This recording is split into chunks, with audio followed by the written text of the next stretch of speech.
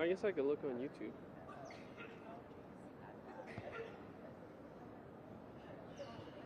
Oh, they are live. It's streaming right now. Okay, well, yeah, good live fish. Good to know now. You want to take it off? Well, they're on live fish. I don't want to. I think that's the.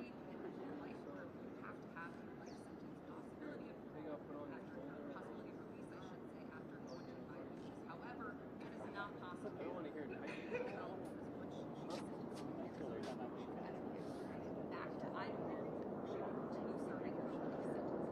Yeah, I won't do this one.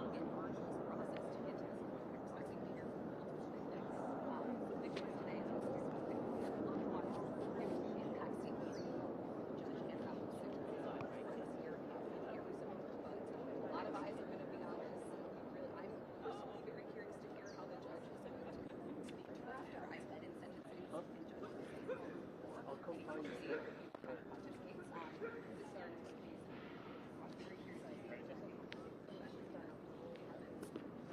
Yeah.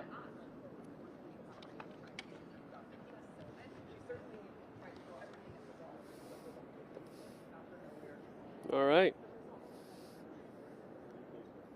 Good to go?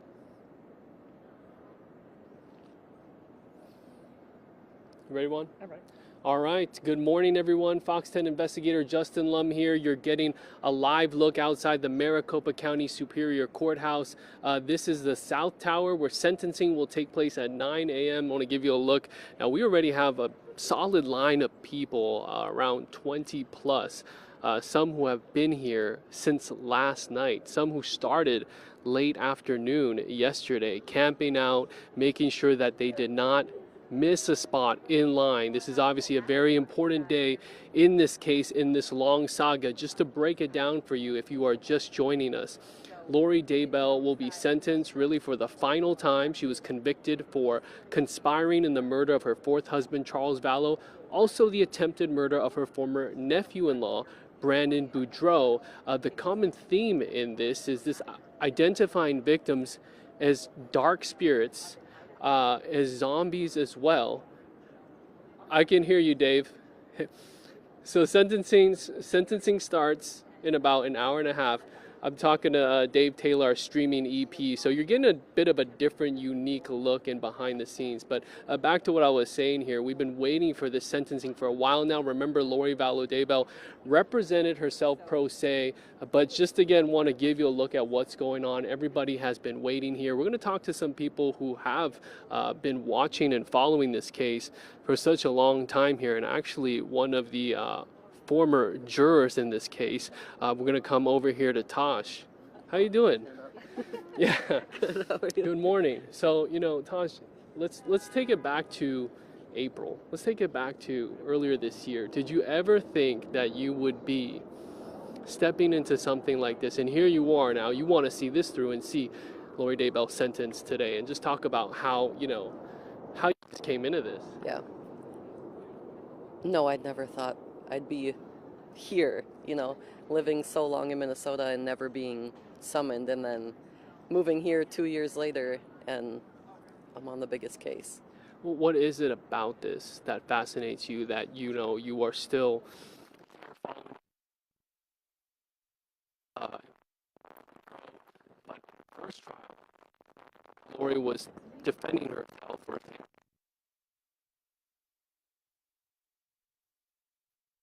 number 8. I mean, that was a big case. And what stood out to you in that trial? Her demeanor. Her demeanor was very unserious. Yeah, and it's been like that for every trial, it seems like. So that's what makes me want to keep coming back. I just want to see if it's like repeated and what's different. You say she was unserious, even as she was representing herself. Was there any point where you felt like she knew what she was doing, or you, from the beginning, you thought she didn't have the experience to do this the right way as her own attorney? In the beginning, I thought it was a little iffy, but throughout it, I think she stood her ground pretty well. Yeah. Yeah. So what was it for you and the jury that decided that she did indeed plot this murder with Alex Cox? What was the final nail for you guys? The messages saying that they were going to be like Nephi, and he was Ned before they got rid of him. That was the breaker that we were like, yeah.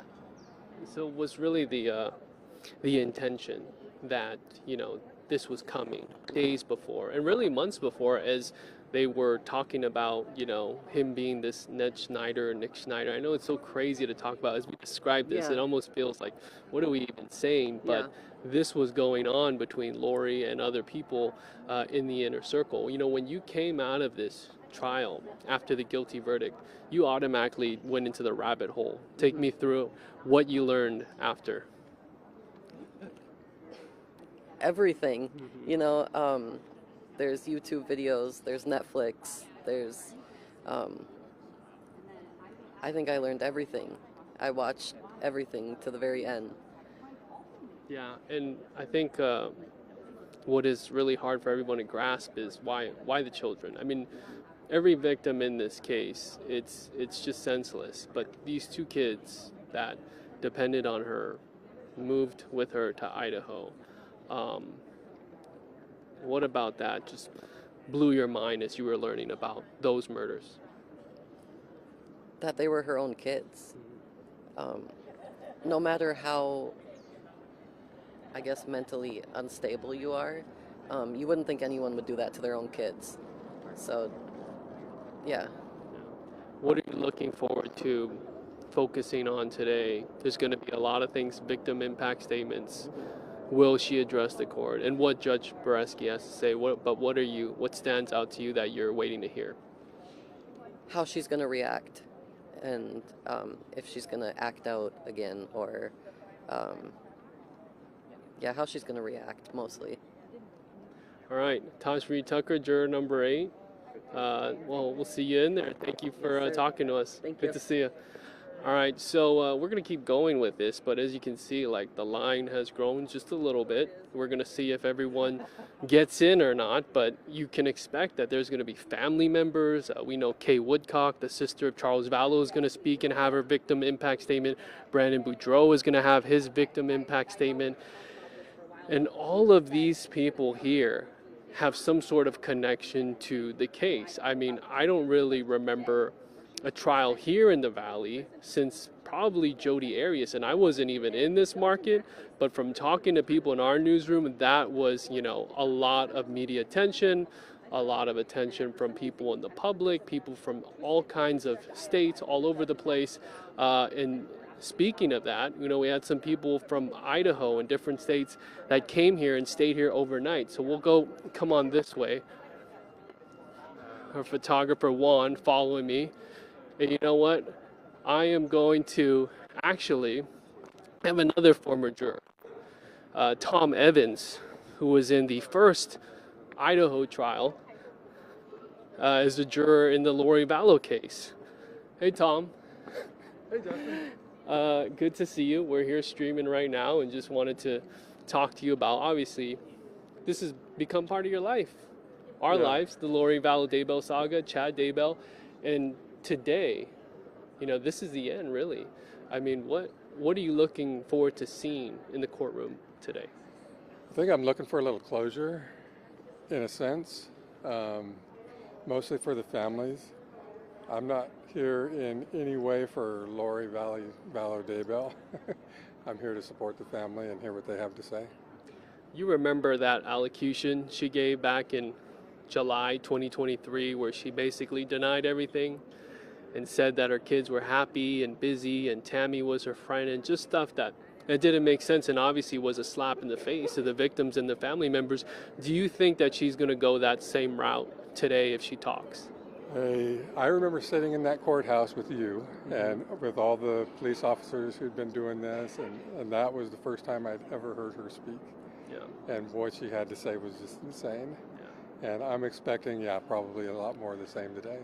Because you were sitting in that jury box for, 6-7 weeks, you ended up being an alternate juror, but you didn't hear her talk because she was represented by public defenders and she didn't testify on her behalf. So this was really a huge bombshell at the time. And now it seems like, not as big of a deal because we've watched her represent herself as her own attorney, which we never expected to have that, 2 years ago, to predict that that would happen in 2 trials.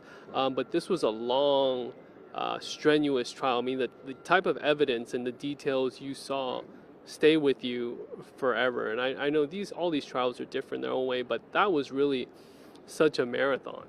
Now I know who she is, right? Sitting there as a juror, I had no idea what I was getting into.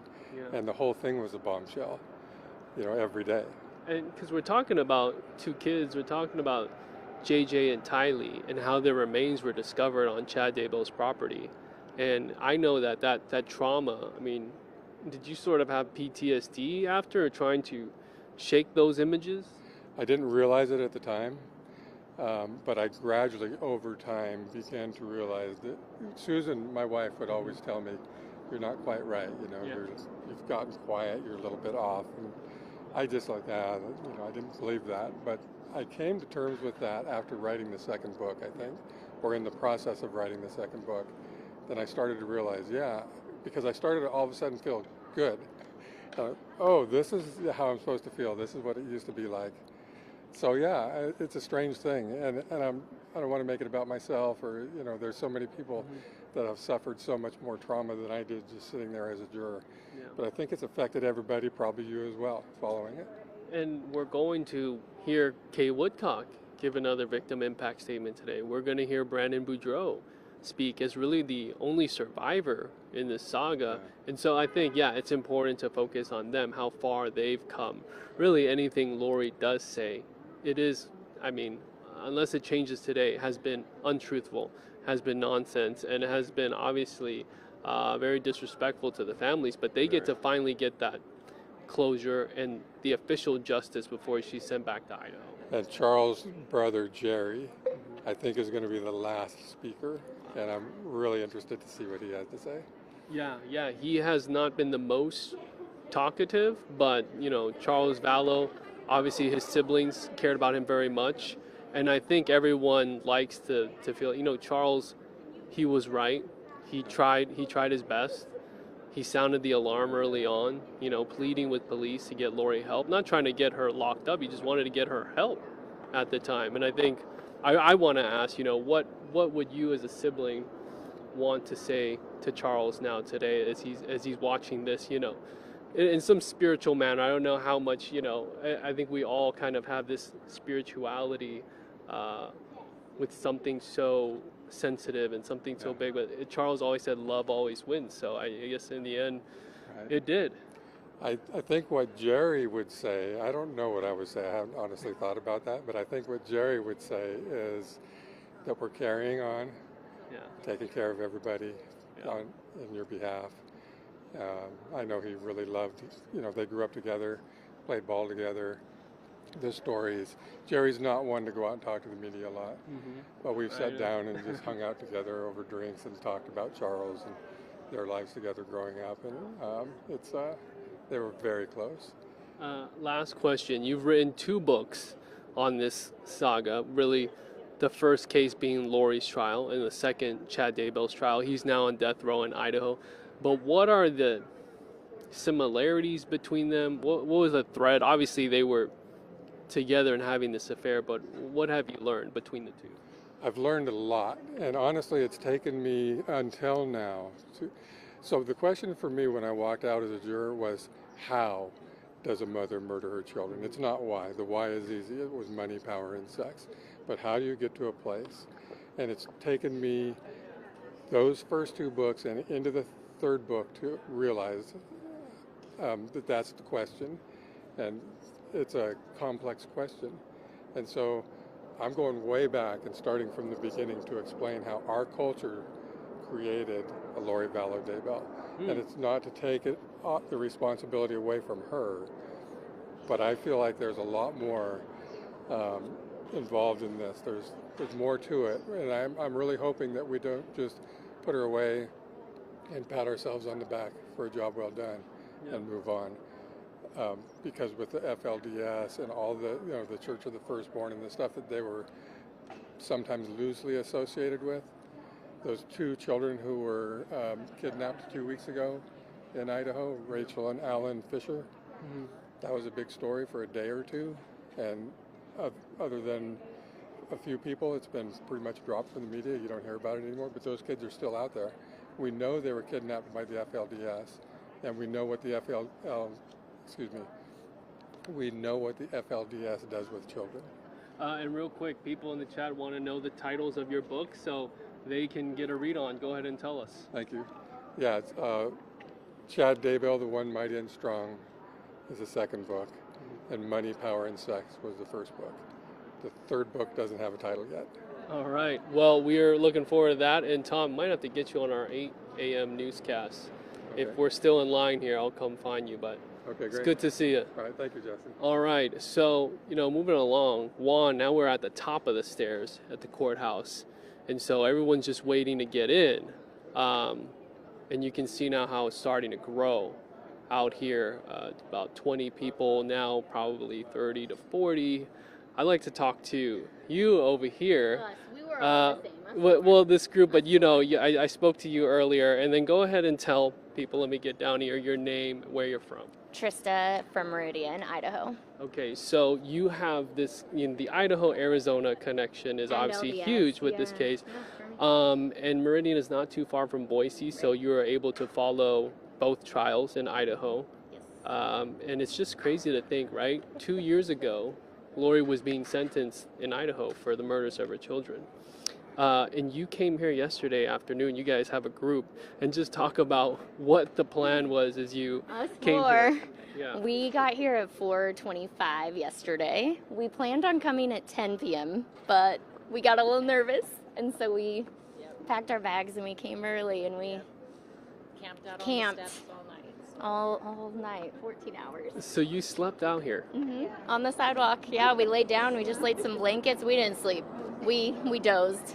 Have you ever done something like this before? Well, Chad Daybell's trial, I pulled some early mornings. I was there pretty much every day, and about 4 a.m. Oh, they're going in. Sorry, we got to go. All right. Guys. So you guys are looking right now as Vincent, the PIO with the courthouse, is kind of opening the doors and making sure everyone can start to get in about really an hour and a half before sentencing begins at 9 o'clock. So you can see the rush there. I believe there's a separate line for press. Now, obviously, general public. Everyone is gathering here. I mean, now we got to have maybe 40 plus, 50 people. I mean, it's a pretty big group. I'm going to go check out the chat right now as we wait for this to begin. Wow, 600 people are watching right now, and you can see the doors open as people are starting to gather in, and then they'll go upstairs, I believe, to the 5th floor, and they'll wait in the lobby, and then at some point we'll see who gets in as the final seating. Hey, how's it going? We're live streaming right now. Good to see you. Yo, you give me a hug. Hopefully you guys get in. Yeah, good to see you. I know, right? All right. So you got people from all over. I mean, it's people that we know from the state of Idaho when this was all happening. Breaking news. Juan, real quick, do you have to go in right now? Yeah, I'm on live stream right now. We got Nate Eaton with East Idaho News. But this is pretty early. They're all gathering in right now, or was this normal during? No, this wasn't normal. This is more people than we've seen. You're line safe up. though. Well, I hope so. I think that people are. This is their last chance to see Lori Vallow Daybell, and if they followed this case since day one, 5.5 years ago, they're like, all right, I got to get there. I want to see there. There's some fascination with being there. So I think that's why there's so many people here today. You got here yesterday? You landed yesterday. We were talking yesterday. Just, how are you feeling right now? Because this has been so. I know the focus is on the victims today. We've been talking about that for the past 20 minutes. But just for you as a journalist, to be able to finally. I mean, this is really it. Besides extradition. Right. This is it. It's bizarre to look back when this thing broke in 2019. to think about how much the world has changed, even COVID, even the advancements in technology, like going live, things like that. The world has changed so much.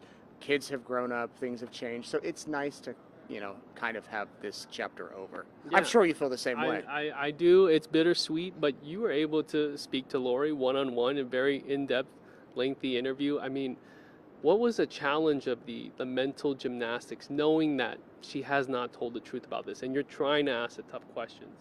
It was a very hard interview because you never know where she's going to go, and I in my mind I kept thinking I got to go back to some key points. She's going to go all over here and talk all about religion. We got to go back to the key points. She wanted to spar. She came ready to spar, and I don't know. I mean, I could have asked her different things, and I've second thought that, but Yeah. I'm glad she agreed to talk. She got in trouble after the interview. She asked me to bring heard. her M&Ms. I brought the M&Ms. She didn't get the M&Ms, and then the jail said no M&Ms. It's contraband. Yeah, it's contraband. So, and that was the day that you interviewed, was her birthday. Right.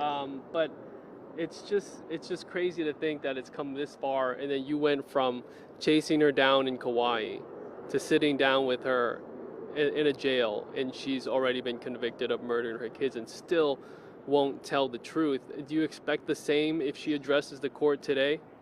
If she addresses the court, I think we're going to hear a lot about Jesus. I think we're going to hear a lot about her faith, and I don't think anyone will be satisfied. Maybe she will be.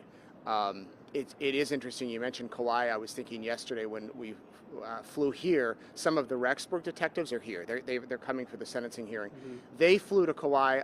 I flew to Kauai separately, but the story for me kind of began on a plane flight to Kauai, and now it's ending on a plane flight to Phoenix, which was kind of like a full circle moment, as you could say. I mean, you and I, we just report the news. We're not really part of this story. It's the people that are inside that are. People in the chat want to know what's the next trial you're covering. I have no idea. It was supposed to be Brian Kohberger, which was set to begin next week, and of course that plea agreement came out of the blue for a lot of people, and we had that just a heartbreaking sentencing hearing this week. So we'll see. There's a couple of others on the horizon that I'll be looking at, but yeah, we'll see. What about you? Well, this is, I don't know. I guess it's a lot of unknown after this. And everyone asks us, what are we going to do? Obviously, we juggle a lot of different stories and reporting.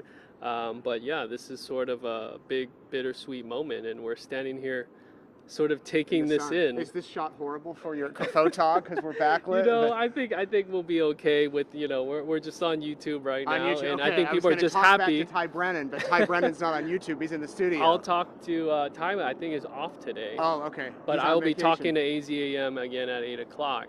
But wanted to give everyone sort of a look at the courthouse. I know you got to get inside there. Yeah, but, everybody walk inside. It's good to do this. Are you This going to be is- here this later? is- I'm going to be going back for the stream. Okay, then we're going to get we're going to get a picture here. We're going to get a photo. Yeah, this is definitely needed. All right. Thanks, everybody. Good to see you. See Hey, ya. we'll talk later. Okay, so Nate Eaton with East Idaho News. Obviously, this has been a long time in the making. He really was. You want me to stand over here, one? I think that's the guy. I want to make sure the light. He had a good point about the lighting, but obviously, we're on the stream for everyone watching. I had any questions, Dave is going to bring it to us. But make sure that you get in the other stream as well. That's scheduled for 8:30. It'll be me and George Obi, our special projects executive producer. We'll have our expert panel as well. I believe we have all 5. Mel McDonald, the judge, Rich Robertson, Brandon Boudreau's former private investigator, Charles Vallow's former attorney, Taylor Larson, Rachel Smith, the special prosecutor in the Idaho case, Benjamin Taylor, local Phoenix criminal defense attorney. It's going to be very in-depth, and we're going to talk about our reaction to this sentencing. We'll start coming back down here. Thank you, sir. We're going to come back down here and get ready for our final live shot of the morning. I do think Lori will speak. Thank you for the question. I think that she has nothing to lose. She's obviously going to be sentenced potentially to 2 consecutive life sentences for conspiracy to commit murder. But I don't expect that she'll take any accountability, as we've seen her really show no remorse during the past 6 years. So if she does speak, obviously we'll be listening, and I'm sure that there will be some very just wild things that she says. Maybe it's going to get religious. If you remember, guys, in Idaho in 2023, the end of July 2023, for her Idaho sentencing, she said Jesus knows her, no murders happened, and she really just went on this religious tangent. And Judge Stephen Boyce told her, you've gone down this rabbit hole and you've never come out of it, and you murdered your children, and just have no remorse at all. Dave, I don't know about that trial specifically. You said Donna Hadelson. I do not have any information on that, but I do remember you telling me just a few minutes ago that somebody's asking if, like, are we glad this is over? I don't think, I mean, obviously there's a relief that this is finally all justice has been served. It's going to be served today. Lori's going to be shipped back to Idaho at some point. So there is this relief there that this, you know, we've seen this all the way through. It's been a long 5.5 years. But yeah, it's sort of, yeah, it's going to be a little bit strange. But as for now, I want you guys to make sure, and Dave, if you can drop that, if you guys think this is funny, I got Dave in my ear, so we're talking to each other while I'm talking to you guys. If you could drop the link in the chat for the 8:30 stream, that's where you want to find us. We'll be there in just a little bit as we get ready for the 9 o'clock sentencing stream. It's going to be on a 5-minute delay. We'll see you there back in the studio. And yeah, let's get ready for sentencing day.